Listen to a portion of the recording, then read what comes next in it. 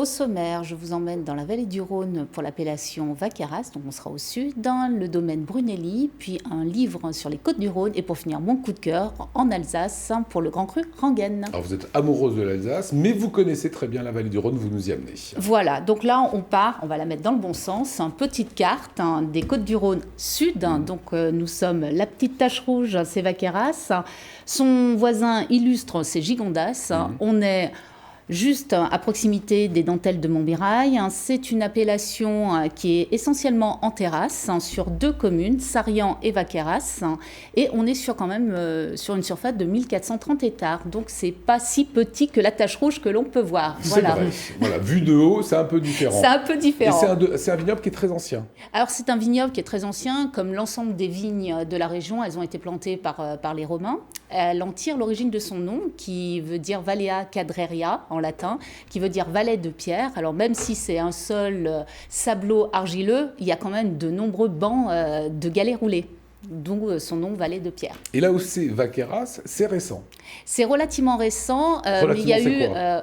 1990, on va venir à l'origine. Ouais. 1955, ça s'est fait en 3 étapes en fait. En 1955, elle était classée parmi les Côtes-du-Rhône villages.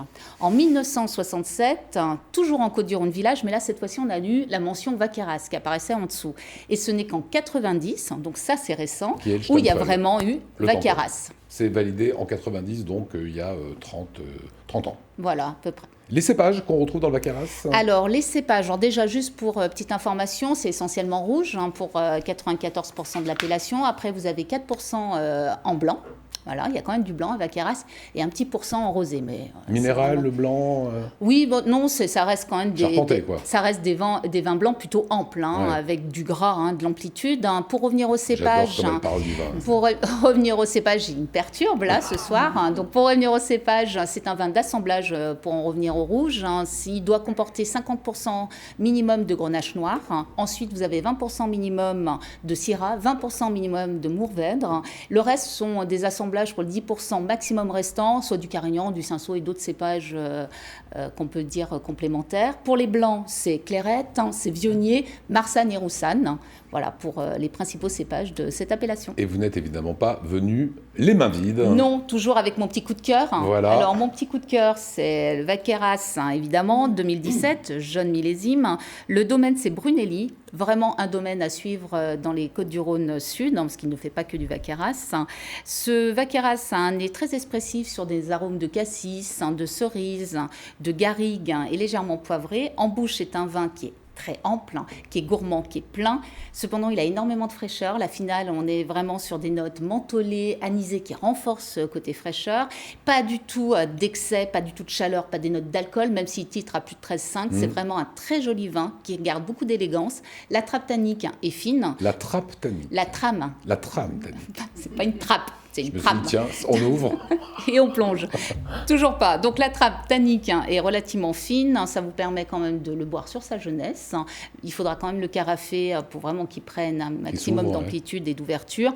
2 petites heures. Très joli rapport qualité-prix pour les amateurs de Vallée du Rhône Sud. Voilà pour le Vaqueyras. Vous avez un objet aussi à nous présenter. Je crois que c'est un livre aujourd'hui. Alors c'est un livre. On reste vraiment dans l'intitulé de la chronique ce soir, qui est un livre sur la Vallée du Rhône, des Côtes du Rhône, mais du nord au sud. Donc c'est un joli livre pour les amateurs de vin et pour commencer à appréhender effectivement les vins de la Vallée du Rhône. On parle d'histoire, on parle de cépage, on parle des vins évidemment. Ça permet derrière de savoir quelle appellation vous avez envie de découvrir davantage. Très joli livre pour commencer à aborder la Vallée du Rhône. Allez, une petite minute sur un coup de cœur alsacien pour terminer. Alors, on revient en Alsace pour le château d'Orgevire, pour un Rangen en Riesling 2009. Voilà, c'est un 2009, donc c'est un millésime relativement ancien. C'est rare de trouver encore des 2009 à l'heure actuelle. C'est un vin typique de son terroir, qui est un terroir volcanique, qui est une rareté en Alsace. Vous êtes sur un vin extrêmement minéral en premier né, avec des notes fumées grillées.